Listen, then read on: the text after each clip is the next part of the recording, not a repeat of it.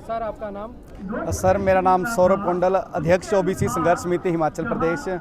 आज रैली निकाली जा रही है, क्या कारण है किस लिए रैली निकाली जा रही है? सर ये आज रैली यूजीसी के नियमों के समर्थन में और हिमाचल प्रदेश के उच्च शिक्षण संस्थानों के अंदर 93वें संविधान संशोधन को लागू करवाने के लिए निकाली जा रही है। सर हम देखें जो यूजीसी के नए नियम 13 जनवरी 2026 को भारत के राजपत्र के अंदर प्रकाशित हुए थे, जिनके विरोध कुछ लोगों ने किया और विरोध के चलते सुप्रीम कोर्ट में याचिका दायर की और याचिका दायर करने के बाद सुप्रीम कोर्ट ने उनके ऊपर स्टे लगा दिया। और स्टे लगाने वाले भी सुप्रीम कोर्ट के वही जस्टिस थे जिन्होंने यूजीसी को ये निर्देश दिए थे कि सितंबर महीने में 8 हफ्तों के अंदर यूजीसी के ठोस नियम बनाए जाएं, जिससे जो आज भी विश्वविद्यालयों के अंदर जातिगत भेदभाव किया जा रहा है उस जातिगत भेदभाव को खत्म किया जा सके। क्योंकि यूजीसी ने ही सुप्रीम कोर्ट के समक्ष 118.4 जातिगत भेदभाव के बढ़े हुए मामले रखे थे। उसी का संज्ञान लेते हुए सुप्रीम कोर्ट ने यूजीसी को सख्त निर्देश दिए थे कि ऐसे नियम बनाए जाएं जिससे हम विश्वविद्यालय के अंदर जातिगत भेदभाव को समाप्त कर सकें। जब यूजीसी ने ये नियम बना दिए और उसके अंदर एससी एसटी के साथ ओबीसी को जोड़ दिया, तो उसी सुप्रीम कोर्ट की बेंच के समक्ष एक याचिका दायर हुई।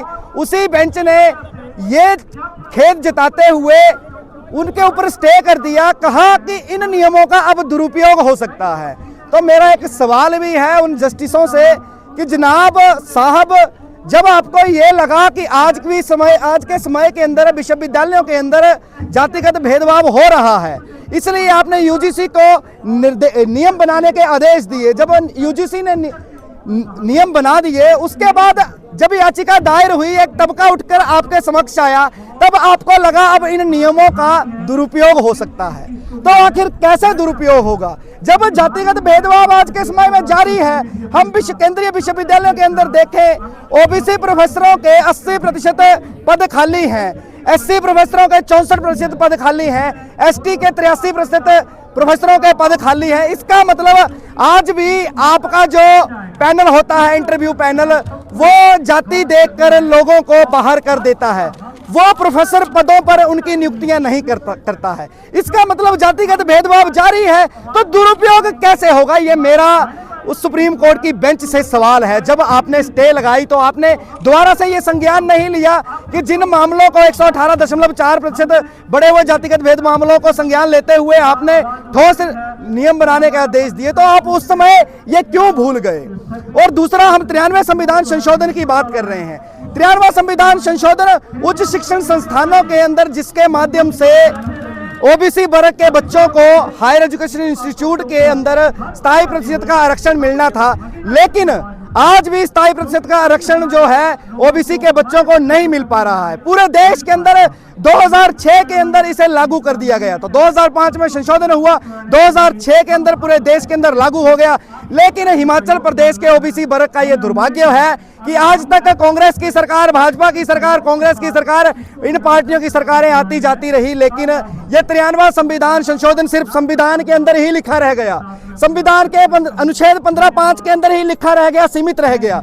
जहां ये सरकारें संविधान की शपथ लेकर कुर्सी पर तो बैठ जाती हैं, लेकिन उसके बाद इस संविधान को दरकिनार कर देती हैं, इस संविधान की धज्जियां उड़ाती हैं, जिस संविधान के माध्यम से पूरा देश चल रहा है, जिस संविधान ने आपको असेंबली के अंदर पहुंचने का अधिकार दिया है, विधानसभा का कंसेप्ट संविधान ने दिया, लोकसभा किसने दी? संविधान ने दी, जुडिशरी किसने दी? संविधान ने दी। सब कुछ जो है देश के अंदर जब संविधान ने दिया, और आज के समय में आप उसी संविधान की धज्जियां उड़ाते हैं, तो ये देखकर हमें बहुत खेद होता है। और इस संविधान को बचाने के लिए हम पूरी लड़ाई लड़े हैं, क्योंकि ये जो 93वां संविधान संशोधन है, अनुच्छेद 15(5) के अंदर लिखा हुआ हमारा फंडामेंटल राइट है, ये आपको देना पड़ेगा। अगर जब तक आप नहीं देंगे तो हम जो है आपकी सरकार की धज्जियां उड़ा देंगे, चाहे वो भाजपा की पार्टी हो, कांग्रेस की पार्टी हो।